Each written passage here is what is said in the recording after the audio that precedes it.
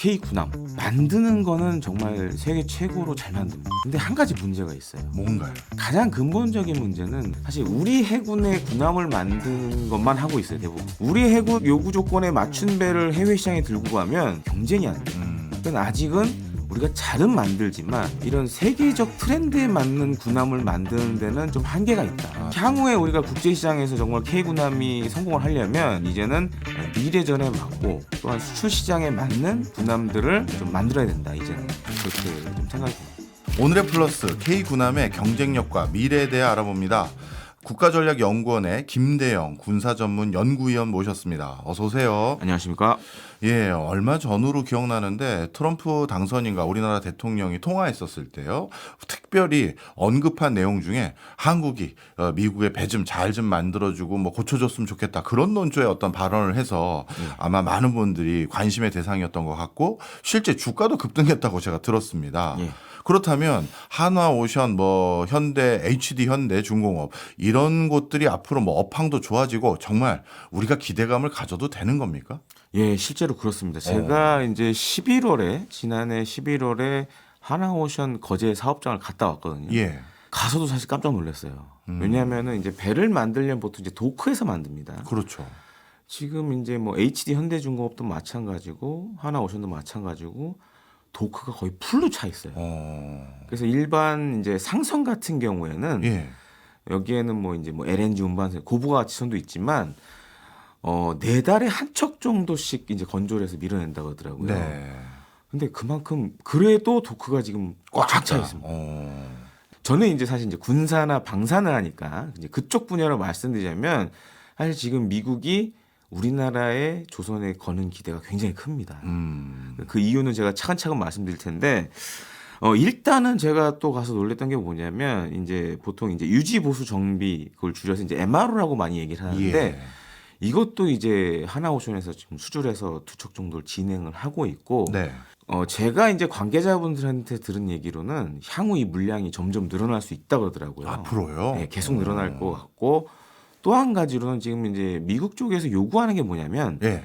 단순히 이제 유지 보수 정비만 하지 말고 유지 보수 정비하다 보면 안에 있는 부품을 갈아야 되잖아요. 그렇겠죠. 이거 사실 지금은 이제 메이드 인 USA로 많이 하는데 예. 원래 미국에서 만든 배니까. 예. 근데 지금 미국 정부 쪽이나 해군 쪽에서 얘기하는 바로는 이것도 좀 메이드 인 코리아로 바꿔줄 수 없냐. 그래서 지금 사실 이제 우리나라의 좀 큰 조선 업체들은 이제 MRO에 본격적으로 뛰어들려고 지금 하고 있어요. 네. 근데 향후에 우리가 좀 주목해야 될 게 뭐냐면 이 미 해군 군함 MRO 관련돼서 이제 중소 조선 업체들도 기회의 문이 좀 열릴 것 같고 또 한 가지로는 이제 그런 부품들을 만드는 회사들 예. 특히 이제 경남 부산 지역에 가보시면 조선소에 납품하는 이런 중소 기업들이 많습니다. 예. 이런 회사들도 장기적으로는 좀 혜택을 볼 수 있다라는 말씀을 좀 드리고 싶습니다. 그런 이유는 그러니까 중소업체들까지 혜택을 보는 이유는 우리나라 대형 배 만드는 회사가 예. 일감이 너무 많아서 못하니까 거기까지 기회가 가는 겁니까? 아니면 같이 할 수밖에 없는 겁니까? 그러니까 이제 일반적으로 조선소에서 하는 배가 세 가지 이제 부분이 있는데 특수선 MRO, 이제 군함 MRO 관련돼서는 네. 이런 중소기업들이 그 배에 들어가는 부품을 만들어서 납품을 하게 되면 예. 서로 윈윈할 수 있는 기회가 생기는 거죠. 대형 조선소와 중소기업 또 중소조선소가 또 윈윈할 수 있는 그런 또 새로운 기회가 생길 걸로 보여집니다. 알겠습니다. 자, 그런데요. 네. 전 세계에서 우리나라 물론 배 정말 잘 만드는 거 알고 있습니다만 네. 우리나라 말고도 뭐 중국도 좀 하고 일본도 하는데 물론 미국 입장에서 군함을 중국에 발주할 수는 없겠죠. 예. 그런데 일본도 있지 않습니까? 예. 그런데 유달리 왜 트럼프 대통령은 한국 조선업에 강조했을까요? 일본도 사실 이제 조선업에 있어서는 뭐 우리나라 못지않은 실력 가지고 있지만 예. 사실은 이제 격차가 많이 벌어졌죠. 네. 예, 이건 일반 상선 관련된 얘기입니다. 예. 이제 반면에 이제 군함 관련돼서는 지금 일본의 조선소들 같은 경우에는 사실 이제 통폐합이 많이 됐어요. 예. 그래서 이제 사실상 경쟁 구도는 아닙니다. 우리랑요? 그러니까 일본 국내에서 이렇게 경쟁은 하진 예, 않아요. 예, 나눠 먹는 약간 그런 구조로 가고 있는데 예. 일단 일본은 지금 해상자위대에서 발주한 군함들이 많아서 해외 시장으로 나갈 그런 아직 그 좀 조급함은 없어요. 반면에 이제 우리나라는 이 특수선 군함 만드는 조선소가 한 3개, 4개 됩니다. 예. 굉장히 많죠. 우리나라 규모에 비해서 굉장히 많습니다. 예. 그러다 보니까 이제 내수 시장을 바라보면은 더 이상 이제 해답이 없어요. 그래서 이제 본격적으로 해외 진출하려고 그러고 또 한 가지로는 미국의 함정들에 비해서 성능은 크게 뒤지지 않는데 네. 가격이나 이런 납기 같은 거 아, 이런 건 훨씬 더 우리가 유리합니다. 쉽게 말해 가성비 좋은 거네. 네, 가성비도 좋은 그런 측면이 있어서 사실 이제 미국 입장에서 특히 이제 트럼프 행정부 새로 출범하는 이 2기 행정부 입장에서는 예. 우리 조선소도의 도움이 사실상 절실한 상황이죠. 미국의 GDP에서 조선업이 차지하는 비중 봤더니 정말 미비한 수준으로 작아졌더라고요. 그렇습니다. 어찌 보면 이제 미국 내부적으로 자체적으로는 배를 신규 유지 관리하고 새로 건조하는 역량은 이제 없어졌다 이렇게 봐도 될까요? 많이 과거에 비해 축소됐죠. 예. 그래서 저도 이제 과거에 이제 미 태평양 해군 관련된 그런 제독 분을 한번 만난 적이 있는데 네. 그분도 그 얘기를 했어요. 이게 냉전이 끝나고 어떤 예. 문제가 생겼냐면 국방비가 확 줄어들면서 예. 군함의 유지 보수와 관련된 예산들이 막 줄어든 거예요. 예. 또 한 가지로는 이제 미국 내에 있는 그런 유지 보수 시설, 이제 우리나라도 해군에서 정비창을 따로 갖고 있습니다. 진해 가 보시면 있는데 예. 미 해군의 정비창에 대한 투자를 안 한 거예요. 음. 그러다 보니까 배를 새로 만들어도 이것도 유지 보수를 해야 되는데 이 유지 보수하러 들어가면 이제 세워라 내워라가 돼버린 거예요. 예. 예. 그러다 보니까 이제는 그럼 동맹국들 기술을 가지고 있는 동맹국들 거기에는 이제 우리나라도 포함이 되고 일본도 이제 들어가는데 예. 이런 나라들한테 유지 보수를 맡기자. 이제 과거에는 그걸 이제 안 하려 법적인 문제도 있었고 네. 또 약간 제한 사항들이 있었지만 특히 이제 아시다시피 이제 군함 같은 경우에 여러 가지 이제 보안 나라의 상황이잖아요. 보안 관련된 거 부분이 굉장히 많습니다. 그래서 그런 것 때문에 사실 외국에서 안 하려고 했는데 지금은 너무 상황이 급박하다 보니까 이제는 이걸 좀 풀어야겠다라고 지금 정책적으로도 고려를 많이 하고 있고요. 그리고 올해 이제 아마 한일 간에 미 해군의 이지스 구축함 MRO를 가지고 한번 경쟁을 하게 될 것 같긴 해요. 그렇군요. 그래서 지금 미 태평양 함대에 있는 예. 이 이지스 구축함 세 척이 나올 것 같다. 이제 MRO 시장에 나와서 한국과 일본이 본격적인 올해 경쟁을 하게 될 구도로 좀 보여진다라는 예측도 많이 나오고 특히 한국하고 일본은 이지스 구축함은 아마 이 애청자 여러분들도 아실 겁니다. 이제 신의 방패라 그러는 이제 바다의 네. 방패라 부르는 이제 아주 어떻게 보면 구축함 중에서 가장 상위 레벨에 있는 배인데 요거를 아시아에서 만들 수 있는 나라가 한국하고 일본밖에 없어요. 그래요. 왜냐하면 일본도 미국의 이지스 구축함을 따라서 또 만들었고 예. 우리나라도 따라서 만들었기 때문에 만들어 본 나라가 유지보수 정비를 할 수 있겠죠. 그렇겠죠. 그래서 사실은 우리나라하고 일본이 올해 아마 이 미 해군의 이지스 구축함을 놓고 한번 이제 국가대표전 경쟁을 하지 않을까 이렇게 좀 보여지긴 합니다. 네. 지금까지 말씀 주신 걸 한번 정리를 해보면 미국에서 자체적으로 배를 만들 수 있는 역량이 예전만 못하는 수준으로 많이 격화됐는데 예. 이 과정에서 미국의 어떤 새로운 선박을 유지 관리하고 건조하는 발주를 받을 수 있는 유력 후보군은 한국과 일본이다. 근데 일본은 특히 자위대 물량을 지금 소화해야 되는 부분도 있으니 한국일 가능성이 조금 더 높다. 이 말씀 주셨어요. 그렇습니다. 자, 그런데 더 근본적인 질문인데요. 예. 갑자기 미국이 이렇게 해군력을 증강하려는, 즉 정확히 말하면 이제 전투함 전력을 대대적으로 교체하고 보강하려는 이유는 뭡니까? 핵심은 중국입니다. 중국. 예. 그리고 이제 또 한 가지 특징은 미국은 아시다시피 이제 국토 면적으로는 세계에서 사실 손꼽힌 나라죠. 그렇죠. 한 손가락에 드는 나라인데 일반적으로 이제 미국은 이 대륙 국가가 아니라 해양 국가예요. 예. 그래서 심지어 그 펜타곤 우리가 이제 미 국방성, 미 예. 국방부를 보통 미국에서는 그렇게 부릅니다. 해방부라고 부릅니다. 왜요? 왜냐하면 해군이 제일 세요. 아, 그래요. 우리나라 이제 국방부 보통 육방부라고 하죠. 예. 근데 미국은 해방부라고 얘기합니다. 그만큼 해군이 중요한 나라예요. 네. 그래서 이제 과거 역사를 보면 과거에 이제 이 미국 대통령 지냈던 도널드 레이건 대통령 아시죠? 네. 그때가 이제 냉전이 한창이던 시절이었죠. 거의 냉전이 최고조에 다다른 예. 70년대 말부터 80년대까지. 그때 레이건 대통령이 취임하기 전에 무슨 계획을 발표하냐면 앞으로 미 해군 군함을 600척을 보유하겠다. 어. 그래서 이걸로 전 세계의 바다를 우리가 장악을 하고 예. 소련을 압박하겠다. 네. 근데 이 트럼프 행정부도 사실 1기 행정부 때 비슷한 계획이 있었어요. 네. 355척 확보 계획이 있었는데 이 배경이 뭐냐면 지금 사실 이제 중국과 미국이 어느 시점에는 정말 충돌할 가능성도 있는데 예. 이렇게 생각을 해보니까 지금 중국 해군은 군함을 이제 중국 쪽에서는 그렇게 표현합니다. 물만두를 빚어내듯 군함을 찍어낸다. 어마어마한 양이라는 거죠. 예. 그리고 이제 중국도 아시다시피 우리나라하고 조선에서 경쟁을 굉장히 많이 하고 있잖아요. 네. 사실 이제 발주량이나 이런 거는 어떻게 보면 세계 1위가 된 경우도 있었고. 그렇죠. 이제 군함은 약간 차원이 다르지만 이제 이 중국 해군이 군함을 막 이제 찍어내기 시작하니까 사실은 이제 군함은 크기도 중요하지만 또 배수량이라고 이제 크기가 쟤는 또 다른 사이즈가 있습니다. 예. 여전히 미 해군이 배수량에서는 세계 1등이지만 예. 척수에서는 지금 밀리고 있어요. 중국에. 네, 중국 해군이 밀리고 있어요. 그래서 지금 중국 해군의 각종 전투함이 21년 기준으로 하면 예.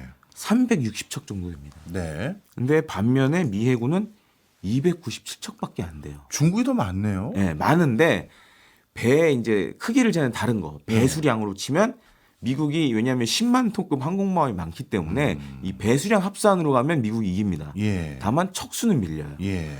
그러다 보니까 야 이거 도저히 안 되겠다. 우리도 중국 해군만큼 전투함을 가져야 된다. 그리고 또 한 가지 문제는 이제 미국은 보통 자기네 나라 주변에서 전쟁을 하지는 않죠. 네. 예, 원정을 가야 되는데 그러다 보면 이제 많은 전투함들이 이 먼 바다로 나가게 되면 다시 돌아와서 수리를 받는데 오랜 시간이 걸려요. 그렇겠네요. 예. 그래서 이제 동맹국에 대한 MRO 얘기가 지금 나온 게 그거고 또 한 가지로는 해군은 좀 배를 운용하는 게 독특합니다. 어떻게 해요? 보통 2직제 아니면 3직제로 돌려요. 그건 또 뭡니까? 그러니까 배가 세 척이 있으면 예. 한 척은 작전을 나가고 예. 한 척은 항구에서 대기를 하고 한 척은 이제 수리를 하는 거죠. 아. 그러다 보니까 실제 가동되는 배가 3분의 1 혹은 절반밖에 안 돼요. 예, 예. 그러니까 지금 우리가 계산해 보면 지금 297척 미국 해군이 보유하고 있는 척수를 계산해 보면은 예. 이걸 3직제로 돌려 보면 100척이네요. 100척이 좀 안 될 수 있는 거죠. 예. 그러니까 지금 전 세계 바다에 나가 있는 배는 100여 척 정도에 불과하다라고 보시면 돼요. 반면에 중국 같은 경우에는 360척이 있잖아요. 예. 근데 이제 만약에 미국과 중국이 이 인도 태평양 지역에서 충돌하게 되면 중국은 사실 앞마당이잖아요. 그렇네요. 그러면은 대기하고 있는 함정들도 바로 나올 수가 있어요. 그렇네요. 그러면은 이 360척 가운데 한 3분의 2가 바로 작전에 투입이 될 수 있다라는 거죠. 아. 그럼 미국 입장에서는 굉장히 불리한 거죠. 실제 전술 자산으로 따졌을 때는 이게 차이가 더 커지는 거네요. 예. 그리고 중국 해군 같은 경우에는 사실 이제 국영조선소들이잖아요. 예. 그러니까 자기네 마음대로 할 수 있습니다. 그러네요. 예를 들어서 정말 우리가 빨리 고쳐야 돼. 그러면 먼저 들어가서 할 수 있는 거죠. 이런 측면에서 사실은 좀 지금 어떻게 보면은 미국의 특히 이제 아시아 태평양 지역에서 미국 해군의 상황이 그렇게 녹록한 상황은 아니다라고 좀 말씀드리고 싶습니다. 그래도요, 예전에 냉전 시대부터 냉전 끝나고 난 뒤에도요, 예. 해군력에 대해서는 미국이 압도적이라는 저희가 평가를 많은 분들이 했던 이유가 예. 대표적으로 이제 항공모함 같은 경우 러시아도 항공모함이 미국만큼은 아니지만 소수지만 있긴 있지만 예. 실제 실전 운행을 해본 경험도 없는 배가 대부분이었고 예. 그리고 중국도 우크라이나에서 폐 항공모함 그거 어떻게 보면 러시아제 받아다가 개량한 건데 예. 이게 뭐 실제적으로 중국이 그냥 모양새만 갖춘 거지 뭐 실제 뭐 큰 위협은 아닙니다. 이런 얘기도 있는데 맞습니까? 좀 틀린 얘기라고 저는 봅니다. 왜냐하면 저도 이제 군사 평론가들도 아는 사람들 많은데 예. 사실 중국이 이 항공모함을 하기 위해서 우리가 상상할 수도 없는 노력을 많이 했고 또 한 가지 이제 노하우가 굉장히 중요하잖아요. 그렇죠. 항공모함은 그러다 보니까는 예를 들어서 이제 미국 외에 뭐 브라질이라든지 항모를 갖고 있는 나라들, 네. 프랑스 이런 나라들하고 이제 일종의 주고받기식. 예를 들어서 이제 프랑스 같은 경우에는 이제 우리가 에어버스라는 민항기가 있잖아요. 예. 민항기를 사는 조건으로 너희 항공모함 가서 우리가 견학 좀 할게. 예. 이런 식으로 하면서 각종 노하우를 배를 건조하기 전부터 쌓아왔어요. 아. 그리고 지금은 사실 이제 세척 체제가 됐습니다. 예. 그 세척 체제라는 건 뭐냐면 상시 한 척은 가동이 가능한. 아까 말씀 주신. 예. 그리고 또 한 척도 투입할 수 있는. 예. 그래서 최근에 이제 지난해에 보면 2척의 항모를 투입해서 작전하는 모습을 보여줬어요. 이거는 어떻게 보면 중국의 이제 항모 운용 기술이 거의 이제 미국 수준으로 많이 올라왔다라고 예. 할 정도로 중국의 항공모함 관련 기술이나 작전이라든 것들이 그동안 이제 많은 노하우를 쌓으면서 어느 정도 일정 수준에 올라왔고 또 한 가지 무서운 건 예. 중국 해군은 해군 항공대를 별도로 가지고 있는데 특히 이 연안 주변에 많은 수의 전투기와 폭격기를 운용하고 있습니다. 네. 그러니까 항모를 또 보호할 수 있는 음. 각종 항공기 자산들이 많다라는 거죠. 예. 그래서 사실은 이게 미국 입장에서는 지금 평가로는 야 만만치 않다 이거. 지금 우리가 물론 이제 미국이 항공모함을 10여 척 넘게 가지고 있지만 사실 상시 투입할 수 있는 거는 뭐 3척, 4척밖에 안 되거든요. 네. 11척 중에 이제 계산을 해보면. 예. 그러니까 이제 사실 동맹국들에게 그래서 이제 일본의 항모를 허가해 준 것도 아. 그런 배경이 있습니다. 그렇군요. 그러니까 우리가 다 커버가 안 되니 동맹국들도 이제는 좀 경항모라든가 이런 거 좀 가져서 우리를 좀 도와라. 라는 측면도 담겨 있습니다. 우리나라 국방백서에도 보면 중장기적으로 경항공모함 건조 계획이 들어간 것 같은데 예. 그것도 같은 맥락으로 봐도 되나요? 사실 이제 우리 해군 입장에서는 항모는 사실 꿈이죠. 예. 왜냐하면 어떤 나라든 간에 이 해군력의 정점은 항공모함이거든요. 예. 그리고 이제 더 중요한 게 우리나라의 이제 수출 물동량 대부분이 이 해운에 의존을 하고 있습니다. 예. 그런 측면에서도 필요하고 또 한 가지 이제 미국 쪽에서도 한국이 좀 항모를 갖고 있으면 우리의 그 미국의 인도 태평양 전략에 도움이 많이 될 거라고 생각을 하고 있어요, 실제로도. 예. 그래서 그런 측면들을 고려해서 우리도 사실 이제 뭐 국방 백서라든가 아니면 이제 국방 전략에 이런 것들 좀 담아놓고 있죠. 알겠습니다. 자, 그렇다면 이런 여러 가지 변화들 속에서 미중 갈등, 그것이 미국의 항공모함을 비롯한 전투함에 대한 전력 보강을 더욱더 강하게 요구하고 있는 상황이 돼버렸는데요. 그러면 이 항상 전쟁이라는 걸 보면 어떤 무기 체제를 또 완전히 뛰어넘는 어떤 다른 수단으로 기존 거를 무력화시키는 그런 전략 전술이 새로운 무기들이 막 나오더라고요. 예. 이번에 우크라이나 전도 봤더니 드론이 참 중요하구나 이제 확실히 알았고요. 예. 그렇다면 이번에 전투함 교체 사업의 나름대로의 새로운 청사진, 로드맵 이런 건 또 남다른 뭐가 있을까요? 그러니까 지금 사실 이제 미국의 이 군함을 만드는 대표적인 조선소가 2군데가 있습니다. 예. 그래서 이제 사실 이 회사들 같은 경우는 이제 세계적인 뭐 세계 단순권 안에 드는 방위 산업체인데 우선 이제 제너럴 다이나믹스 마린 시스템이라고 그래가지고 예. 구축함 이상의 함정들하고 그다음에 이제 핵잠수함들 만드는 또 회사가 있고 그다음에 노스롭 그루먼사라고 거기에 이제 뉴포트 뉴스 조선소라고 있습니다. 예. 여기도 이제 사실은 구축함 이상의 큰 배들만 만들어요. 예. 근데 지금 미국 해군이 절실하게 필요한 게 뭐냐? 호위함입니다. 호위함. 그러니까 호위함이 뭐냐면 이런 선단이나 항공모함을 이렇게 보조하면서 지키는 함정이에요. 예. 사실은 이제 미 해군이 2000년대 초반부터 이제 LCS 연안 전투함이라는 새로운 호위함을 사실 만들었었어요. 예. 근데 이게 사실 이제 실패로 돌아갑니다. 왜냐하면 이제 획기적인 방안을 거기다 도입을 했는데 여러 가지 이제 모듈러 설계를 통해서 예를 들어 뭐 배를 잡는다 그러면 대함 모듈러를 끼고 뭐 대공 모듈러를 끼고 이런 식으로 어떻게 보면 예. 이제 레고 블럭처럼 만드는 예. 그런 배를 했는데 이게 처참하게 실패했어요. 실패한 이유가 뭐죠? 일단은 컨셉은 굉장히 좋았는데 건조비가 너무 많이 올라갔고 그다음에 실제로 이제 작전에 투입해서 운용을 해보니까 별로 쓸모가 없어졌고 예. 또 한 가지 이제 중국 해군이라는 강정이 나타났잖아요. 그러니까 이 연안 전투함은 좀 연안에 특화된 약간 기능을 갖고 있어요. 근데 지금은 대양에서 싸워야 네. 되는데 그런 기능을 이제 모듈러로 만들었는데 이걸 장착하는데 시간도 너무 많이 걸리고 하다 보니까 안 되겠다. 그래서 지금 사실상 이 연안 전투함을 폐기하는 수순으로 들어가고 있습니다. 이제 배는 한 몇십 척을 만들었지만 이건 이제 더 이상 못 쓰겠다. 그래서 지금 호위함을 새로 만들어야 되는데 네. 어떤 문제가 생겼냐? 많은 이제 경제하시는 분들도 다 아실 거예요. 이제 코로나19가 생기면서 공급망이 사실상 이제 와해가 돼 버렸습니다. 예. 많은 부분, 특히 이제 조선업도 같은 영향을 받았는데 이제 우리나라는 사실상 이제 코로나19를 일찍 이겨내면서 좀 영향을 덜 받았는데 미국은 이게 좀 장기화되면서 공급망 붕괴, 그다음에 조선소들도 숙련된 기술자들이 예. 떠난 거예요. 예. 일단 돈을 못 버니까. 그러니까 네. 아마존이나 이런 데로 다 떠난 거예요. 그러다 보니까 이제 작년에 어떤 일이 생겼냐. 뉴포트 뉴스 조선소에서 용접 불량 사태가 생겼어요. 예. 그만큼 숙련된 기술자가 없다라는 거죠. 그러니까 군함 같은 경우에는 용접이 굉장히 중요한데 그렇겠죠. 용접 불량 사고가 터져서 예. 이제 이거를 이제 해군에 통보하고 뭐 이랬던 사례가 있습니다. 그리고 이제 호위함이 중요해지고 있고 또 한 가지로는 유무인 복합 체계가 굉장히 중요해졌어요. 아, 그러니까 무인 지금- 선박이네요. 예, 그러니까 이제 유인 선박, 특히 호위함 구축함에 무인 잠수정이나 무인 수상함을 태우고 같이 이제 작전하는 이런 것들도 굉장히 중요해지고 있어서 향후에 이 해군 관련돼서 유무인 복합이 이제 대세가로 자리 잡지 않을까 이렇게 보고 있습니다. 알겠습니다. 근데 제가 아는 아주 기본적인 그 상식 수준이긴 합니다만 저는 조선업의 특성이요.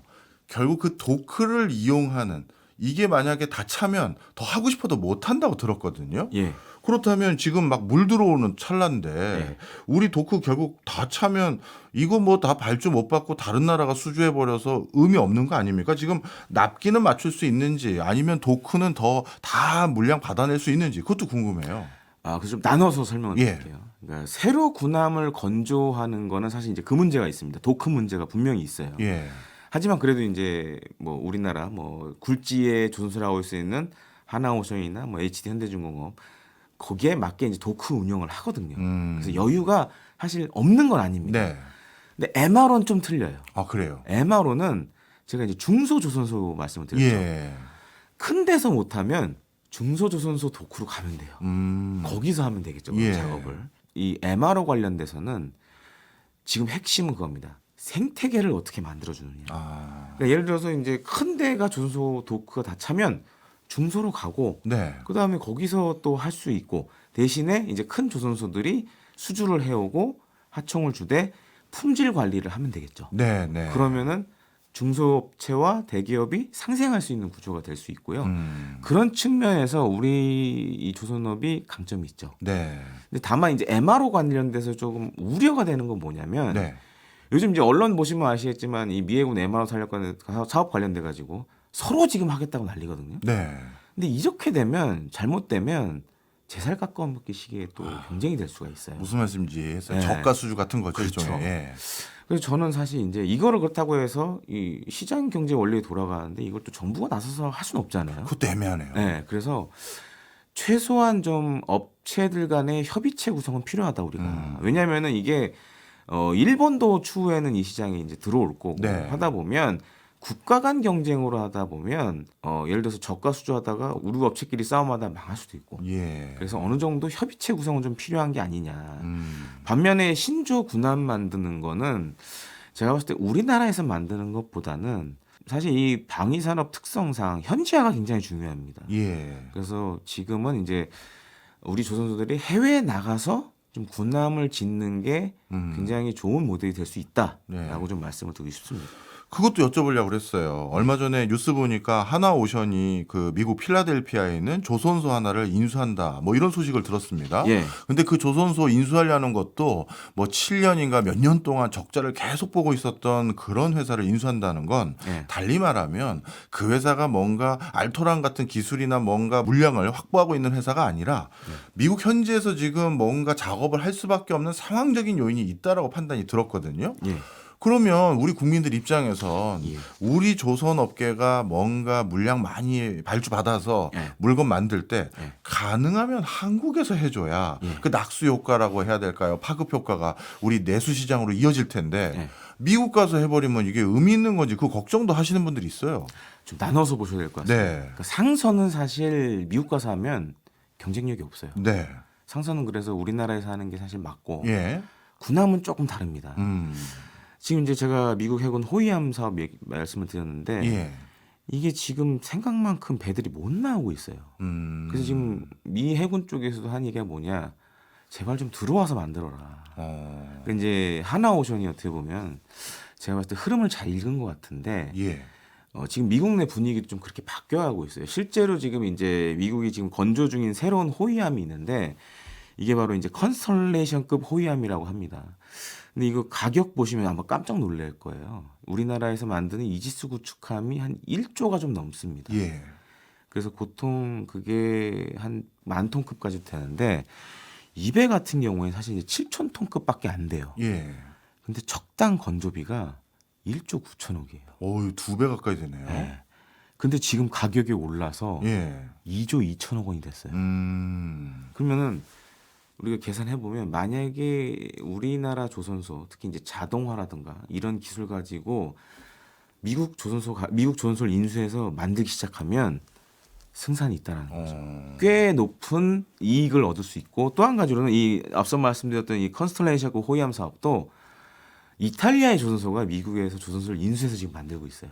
네. 그러니까 어떻게 보면은 우리 조선소도 그렇게 한번 해볼 만하다라는 거죠. 예. 미국이요 이런 뭐 호위함 같은 걸 꼭 네. 미국 내에서 만들려고 하는 게 네. 어떻게 보면 국가 보안 상황이기 때문에 그런 이유가 큰 거예요? 아니면 다른 이유가 있는 겁니까? 일단 법적인 문제도 하나가 있고 예. 또 한 가지로는 말씀해 주신 대로 이제 보안 유지 관련된 부분도 있고 그 다음에 이제 미국은 각 주에 뭐 상원의원, 하원의원들이 그걸 굉장히 강조하잖아요. 지역 경제를 강조하다 예. 보니까 나가서 만들게 되면 야 우리 세금으로 이걸 하는데 왜 남의 나라 좋은 일을 하게 되냐. 예를 들어 우리나라도 마찬가지예요. 예. 그 경남이나 이런 뭐 울산 말고 거기보다 싼 데 가서 군함 만든다 그러면 그 지역에 계신 분들이 가만히 안 있겠죠. 그렇긴 하겠죠. 네, 그러니까 그런 여러 가지 이제 복합적인 이유들이 있는데 사실 이제 우리나라 조선소 특수선 사업부 같은 경우에는 이제 막 그런 것들을 점차 시작하는 단계고 네. 우리보다 역사가 많은 뭐 유럽이나 이런 나라들, 뭐 스페인 같은 경우에도 보시면은 나반티아라는 전소가 있는데 네. 호주의 회사를 만들어서 거기서 군함을 호주 해군 군함을 또 만들어요. 그러니까 이거는 사실 이제 지극히 자연스러운 일입니다. 이제 이윤을 창출하기 위한 예, 예. 어떻게 보면 군함 사업에 있어서 아주 지극히 당연한 일이고 예. 그런 측면에서 하나오션이 필리존소에 인수한 거는 약간 미국 내 흐름을 좀 잘 읽은 것 같아요. 지금 상황을 봤을 때. 그렇군요. 어떻게 보면 군함이라는 특수 상황은 그렇게 하는 것들이 많이 있었던 전례가 예. 있었네요. 자, 그런데 말씀 듣고 보니까 자연스럽게 또 한 가지 의구심이 드는 게 예. 저는 전 세계에서 배 좀 괜찮게 만드는 나라 그러면 한국, 일본, 중국 정도 생각했는데 이탈리아 얘기도 잠깐 해주셨고 예. 유럽 얘기도 해주셨는데 그렇다면 이 K 방산 특히 해양과 조선 분야의 K 방산의 능력은 예. 국제 시장에서 어느 정도로 평가받고 있고 경쟁 국가라고 할 수 있는 나라들은 어디를 꼽으세요? 일단 우리 지금 이제 K 군함 특수선만 좀 말씀드리자면 예. 만드는 거는 정말 세계 최고로 잘 만듭니다. 근데 한 가지 문제가 있어요. 뭔가요?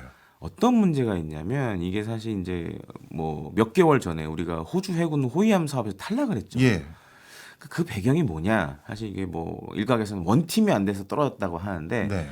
가장 근본적인 문제는 우리 조선소에 있는 이 군함 만드는 데는 사실 우리 해군의 군함을 만드는 것만 하고 있어요. 대부분 다. 예.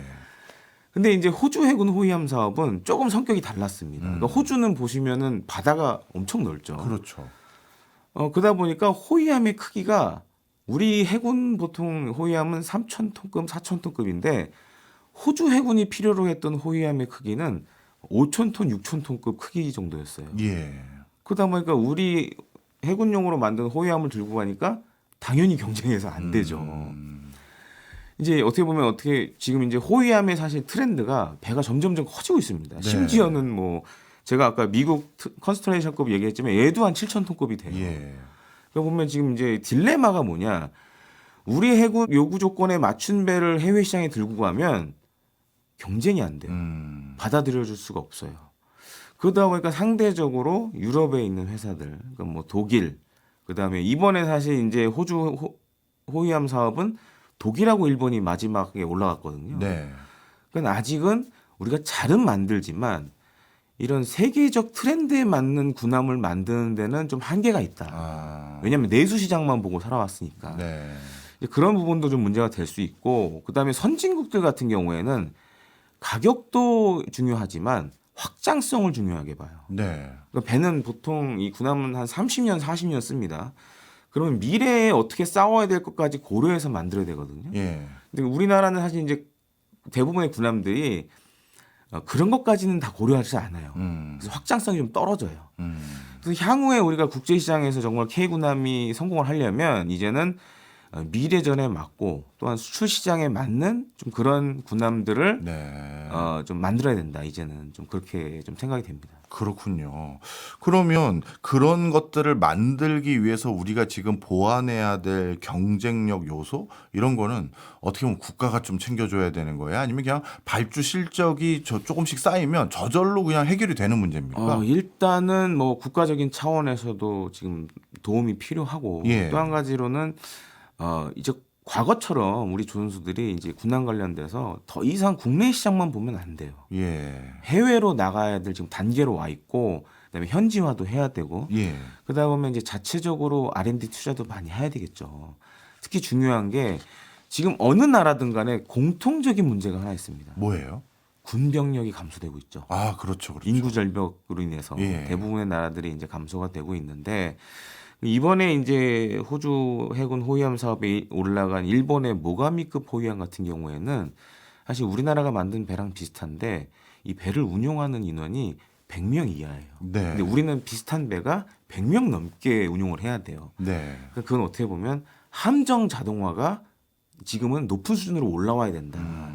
그리고 또 한 가지로는 이 모가미급 호위함 같은 경우에는 유무인 복합 체계를 상정을 해놓고 무인 수상함도 운용할 수 있는 공간을 또 별도로 만들어 놨어요. 네. 그러니까 향후에 있어서 우리가 이제 중요하게 생각해야 될 게 인공지능 적용 같은 예. 것들, 그 다음에 함정 자동화, 그 다음에 유무인 복합 체계를 어떻게 적용해서 해외 시장에 먹힐 수 있는 군함을 만드느냐 이게 좀 핵심이라고 할 수 있겠습니다. 그렇군요. 방금 말씀 주신 것처럼 인공지능 등 이제 신기술이 조선업에도 접목되는 특히 군함에도 접목되는 시기가 왔는데 네. 다른 방위산업 부분을 보니까요. 네. 인공지능이나 네트워크 환경이나 이런 건 민간에서 훨씬 고도화된 것들이 많지 않습니까? 맞습니다.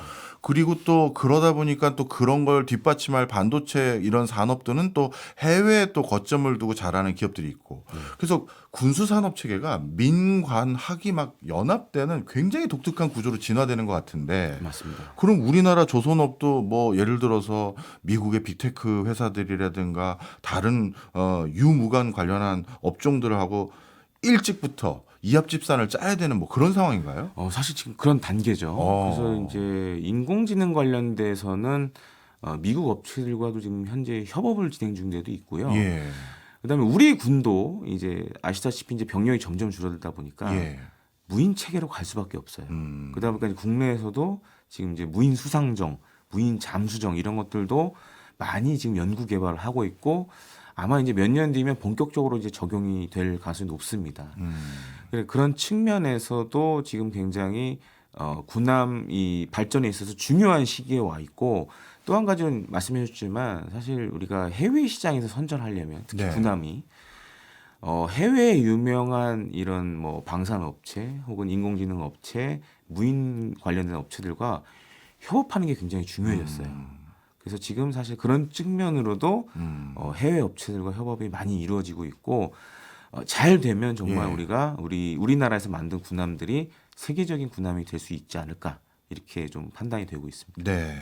신기술 접목은 이제 여쭤봤고요. 또 이제 군함이다 보니까 늘 궁금했던 게 예. 군함을 이제 건조해서 판매한다는 건 예. 껍데기만 파는 겁니까? 그 군함 안에 있는 그 흔히 말해서 미사일이라든가 예. 포탄 이런 것까지 다 납품을 한꺼번에 하는 거예요? 이제 과거 우리나라에서 만든 군함들의 문제가 이제 그런 것들이 있었죠. 그러니까 껍데기는 사실 다 우리가 만들었는데 예. 안에 들어가는 뭐 예를 들어서 전투 체계라든가 그다음에 뭐 레이더, 무장 이런 것들은 사실 해외에 많이 의존을 해왔거든요. 예. 그래서 지금은 근데 사실 이제 우리나라 방산 기술이 이제 올라가면서 최근에 만든 뭐 차기 호위함 배치 2, 배치 3 같은 경우에는 동력 체계를 제외하고는 거의 대부분을 우리나라에서 다 만들었습니다. 근데 이게 장점도 될 수 있고 단점도 될 수가 있어요. 아, 그래요? 그러니까 해외 시장에서는 사실은 우리나라가 만든 전투 체계라든지 무장보다는 예. 그쪽 해군에서 쓰고 있는 무장이나 전투 체계를 쓰길 바라죠. 아, 예. 그래서 일종의 사실 이거는 옵션 같은 성격입니다. 자동차 보시면 왜 여러 가지 옵션을 예, 선택할 예. 수가 있잖아요. 군함도 사실 비슷해요. 예. 무장 같은 경우에도 그 도입하는 국가가 원하는 무장을 달아줄 수도 있고, 그다음에 전투 체계도 우리가 지금 쓰고 있는 게 있으니까 이거보다 좀 좋은 다른 회사 걸로 달아주세요. 이런 경우가 많습니다. 다만 이제 우리나라 같은 경우에는 국내에서도 이런 걸 하고 또 해외 제품까지도 여러 이제 통합 이런 걸 해봤기 때문에 노하우적인 측면에서는 사실 지금은 크게 문제가 없어요. 그래서 다만 이제 저는 한 가지 좀 이제 군함 관련된 분들에게 이제 조언을 많이 드리는 게 우리나라에서 만든 걸 쓰는 것도 중요하지만 해외 시장에서는 해외에서 잘 먹히는 베스트셀러 제품들이 있다. 그러니까 이런 것들을 적용하는 것도 하나의 우리가 수출을 늘릴 수 있는 방법 중에 하나다라고 좀 말씀을 많이 드립니다. 그렇군요. 예. 오늘 이제 그 군함을 중심으로 말씀을 많이 주셨는데 그 우리나라가 이제 미국 그다음에 일본 등 다른 여타 국가와 모의 전투 훈련 이런 걸 특히 해상에서 하는 전투 훈련에서는 한국이 가지고 있는 잠수함, 네, 이 잠수함의 경쟁력이 어마어마하다는 소리를 제가 간간히 들었거든요. 그러면 어떻게 보면 더 우위가 있고 더 치명적인 어떤 상대방을 위협할 수 있는 거에 대해서 발주를 많이 해야 될 것 같은데 군함 떠다니는 건 잠수함이 쉽게 말해서 쏴서 침몰시키면 되는데 잠수함 발주를 덜 하고 군함을 많이 발주하는 이유가 있나요? 일단 잠수함 같은 경우에는 예. 몇 가지 좀 특수성이 있어요. 예. 물론 이제 말씀해주신 대로 이제 물 밑에서 활동을 하다 보니까 은밀성이나 이런 측면에서 굉장히 높지만 오래 머물기는 쉽지가 않습니다. 저도 사실 이제 우리 해군에서 쓰고 있는 그 209급 잠수함, 예. 장보고급 잠수함이라고 많이 얘기를 하는데 그게 한 1000여 톤 정도 됩니다. 들어가서 정말 깜짝 놀랐어요.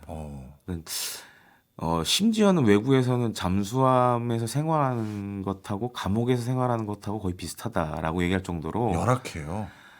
상당히 열악합니다. 그러다 보니까 치명적인 무기임에도 불구하고 많이 늘릴 수 없는 게 네. 승조원들의 생활 환경이 사실 안 좋고 또한 이제 잠수함을 오래 타다 보면 건강상에도 좀 문제가 있어요. 그러니까 치아가 좀 이제 안 좋아지는 경우도 있고 왜냐하면 햇빛을 못 쬐니까. 그렇네요. 그래서 사실은 그게 어떻게 보면 이제 군사적인 측면에서 봤을 때는 잠수함이 많은 게 좋지만 네. 실제로 그걸 타시는 분들은 사실 여러 가지 좀 문제가 있습니다. 그리고 지금 우리나라 같은 경우에 해군에 사실 잠수함 숫자를 늘려야 되는 상황인데 지원율도 상당히 지금 떨어지고 있고 또 그에 합당한 대우도 사실 안 되는 상황이기 때문에 참 쉽지가 않아요. 그러니까 그런 문제들이 있어서 사실 좀 여러 가지 좀 제한 사항이 있다라고 봐야겠죠. 네. 잠수함 부분의 건조 능력도 우리나라가 세계 최고 수준은 맞습니까? 예, 그렇습니다. 사실 우리나라는 그 잠수함 역사 선진국들에 비교해 보면 사실 그렇게 오래되진 않았어요. 좀 다 해도 뭐 한 40여 년 정도밖에 안 되는데 어떻게 보면은 이제 이 상선 쪽 조선 기술이 이제 올라오면서 군함, 잠수함 기술도 동반 성장을 했거든요. 우리 같은 경우에는. 그래서 지금 이제 좀 주목해서 봐야 될 게 올해 아마 이제 폴란드가 이제 잠수함 도입 사업을 이제 결정을 하게 될 것 같은데 한 3척 정도 도입을 하게 될 것 같아요. 근데 여기에도 지금 우리나라에서 만든 3,000톤급 잠수함 장보고 3가 좀 높은 순위에 돼 있고 향후 몇 년 뒤에 이제 캐나다 잠수함 사업도 있습니다. 여기도 지금 이 장보고 3 3,000톤급 잠수함이 굉장히 좀 높은 순위에 지금 있어요. 그래서 한번 좀 기대를 해보면 좋을 상황이긴 합니다. 네. 이제 해외 수주에서 우리나라 이제 조선업이 어마어마한 기회들 또 그리고 나름대로 성과를 보일 수 있는 충분한 가능성이 있다 설명 쭉 해주셨어요. 근데 우리가 이제 욕심을 조금 더 내면요. 우리는 배는 껍데기는 정말 잘 만드는데 이참에 우리 한국 조선업에 이렇게 의존해야 될 나라들이 조금 많이 있다면 그 안에 있는 아까 뭐 레이더를 비롯해서 뭐 전술 운영 시스템이라고 하겠습니다. 그런 것들은 외국이 좀 더 나은 부분도 있으니. 고쳐줄 때 예를 들어서 좀 기술 이전도 받고 뭐 이런 옵션 계약들 많이 체결하면서 우리가 기술을 자체적으로 확보할 수 있는 기회 이번에 만들 수 있을까요? 충분히 가능성이 있다고 봅니다. 그리고 실제로 그런 그 뭐 말씀해 주셨던 전투체계라든가 무장 관련돼서 해외 업체들도 사실 이제 우리나라와 좀 협업을 했으면 하는 부분도 있고 왜냐하면 일단 우리는 만드는 건 잘 만들잖아요. 그다음에 납기나 이런 거에서도 경쟁력이 있고 근데 지금 사실 뭐 우리나라를 빼고는 다른 나라들은 뭐 미국이랑 사실 상황이 비슷합니다. 건조 시간이 너무 많이 걸리니까 그런 측면에서 예를 들어 한국의 조선소하고 그런 이제 뭐 세계 글로벌 방산 업체가 협업을 하면 시너지가 날 수 있는 거죠. 네. 빠른 시간 안에 고객이 요구하는 배를 인도할 수도 있고 실제로 우리가 이제 필리핀에 수출한 뭐 초계함이라든가 이런 배들은 예. 우리 국산 전투 체계도 사용을 하고 있고 뭐 레이더도 쓰고 있지만 해외 장비들도 이제 같이 섞어서 하는 경우가 있거든요. 이제 이런 것들이 굉장히 좋은 롤 모델이 되고 있습니다. 예. 그래서 이제 말씀해주신 대로 그런 기회가 향후에 좀 많아질 것 같고 예. 다만 이제 우리 지금 조선 업체들이 이제는 시야를 정말 해외로 돌려야 되는 상황이 왔어요. 네. 그래서 이제 경영이나 이런 측면에서도 약간 체질 변화도 있어야 될 것 같아요. 제가 봤을 때. 네. 그리고 이제 이런 뭔가 첨단 해군력에는 꼭 이 단어가 붙는 것들이 꼭 있어요. 핵 항모, 핵 잠수함. 예. 근데 우리나라는 이 핵과 관련돼서 해군력을 이렇게 확보했다, 아니면 건조했다, 이 소리를 제가 많이 못 들어봤거든요. 예. 이런 거는 어떻게 보면 외국의 어떤 텃세라고 해야 될까요? 진입 장벽을 막아놓는 어떤 조치가 있어서 그런 건가요? 아니면 우리가 그냥 안 하는 건가요? 왜냐하면 원자력 강국이기도 하고 조선업 강국이면 이거 두 개 붙이는 거 쉬운 거 아닌가 이런 생각이 들어서요. 그렇죠. 사실 우리가 특히 이제 원자력 잠수함이나 원자력을 사용하는 예를 들어서 뭐 그게 항공모함이 될 수 있겠죠. 건조할 능력은 사실 충분히 있어요. 근데 이제 이 문제가 어떤 문제가 있냐면 네. 이렇게 되면 원자력의 평화적 이용과는 좀 거리가 멀어지게 되죠. 아, 예, 예. 무기에 사용하게 되다 보니까 거기다 이제 한국과 미국 간에 이제 원자력 관련된 여러 가지 협정들이 있고 예. 그리고 이제 미국 입장에서는 한국이 예를 들어서 뭐 많은 분들이 이제 수건 사업으로 생각하는 원자력 잠수함을 갖게 되면 어떻게 보면 이제 지역에서 강자로 발돋움하게 되는 거죠. 그렇죠. 그러면 우리나라가 원자력 잠수함을 갖게 되면 주변 국가들. 일본도 원자력 잠수함을 가지려고 할 거고 그다음에 이제 뭐 중국은 사실 원자력 잠수함이 있으니까 예. 러시아도 원자력 잠수함. 어떻게 보면 이제 이 원자력 잠수함 도미노가 일어날 수가 있어요. 그러니까 이제 미국 입장에서는 우리가 지금 우리 해군의 원자력 잠수함으로 미 해군의 원자력 잠수함으로 지켜주고 있잖아. 그러니까 한국은 재래식 잠수함으로 하는 게 어떨까? 이런 방향인데 근데 지금 사실은 배터리 관련돼서 네. 우리나라가 만든 장보고 3 잠수함, 장보고 3 배치 2 같은 경우에는 지금 네. 리튬이온 배터리를 사용합니다. 어. 전 세계에서 사실 손꼽히는 기술 중에 하나인데 예. 우리 이제 해군이 향후 추진할 새로운 잠수함 계획이 뭐가 있냐면 네. 장보고 4가 있습니다. 예. 근데 이 장보고 4는 제가 들어본 얘기에 의하면 향후에 전고체 배터리를 사용할 예정이라고 그래요. 그래요. 네, 그 전고체 배터리 사용하면 이제 아마 이제 전기 자동차 관련되신 분들은 아실 거예요. 전고체 배터리가 전기 자동차에 사용되는 순간 사실 게임 체인저가 되잖아요. 예. 잠수함에 전고체 배터리가 사용되면요, 그거 이상입니다. 그래서 사실은 우리나라가 물론 이제 원자력도 하나의 이제 목표가 될 수 있지만 전고체 배터리의 재래식 잠수함을 상용화에 성공을 하면 예. 세계 최초로 네. 잠수함 시장의 게임 체인저가 될 수 있죠. 그렇네요. 네, 그래서 그런 것들도 우리가 좀 이제 눈여겨볼 상황이 아닌가 생각이 됩니다. 마지막으로요. 트럼프 2기 행정부. 우리 조선업에서는 적지 않은, 특히 K방산에서는 적지 않은 기회일 것 같은데요. 예. K방산이 나아가야 할 방향 예. 있다면 어떤 걸 제시하시나요? 일단 이제 K방산도 분야가 여러 가지죠. 예. 일단 군함은 제가 봤을 때 파란불이 들어왔어요. 지금. 근데 이제 미국 시장을 타겟으로 한다 그러면 파란불이 들어왔고 다만 이제 군함을 제외한 나머지 부분은 살짝 걱정이 되는 게 뭐냐면 예. 트럼프 1기 행정부 때도 마찬가지였지만 트럼프 대통령이 사실 자국의 방산을 가지고 셀지 외교를 한 게 많았어요. 그러니까 지금 저도 좀 걱정이 되는 게 뭐냐면 이제 방위비 분담금 문제가 분명히 다시 나올 겁니다. 예. 더 많이 부르겠죠, 2기 때는.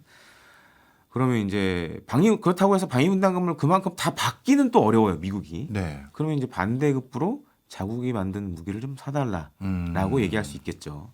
그리고 해외 여러 나라에 또 그런 일종의 이제 마케팅을 하게 되면 네. 어떻게 보면 이제 우리의 입지가 지금 잘 나가고 있는데 좀 줄어들 수도 있지 않을까 좀 우려되는 상황인데 다만 이제 강조해서 말씀드리면 미국 내 군함 시장 진출은 우리가 정말 이번에는 기회다. 기회가 왔다라고 좀 정리를 하고 싶습니다. 알겠습니다. 나름대로 2025년 이제 시작했는데 경제적으로는 우울한 소식들만 잔뜩 있어가지고 맞습니다. 걱정했는데 오늘 연구위원님께서 모처럼 아주 긍정적이고 그래도 뭔가 기대해 볼 만한 소식 전해주셔서 너무 그게 또 좋네요. 지금까지 국가전략연구원의 김대영 연구위원이었습니다. 고맙습니다. 감사합니다.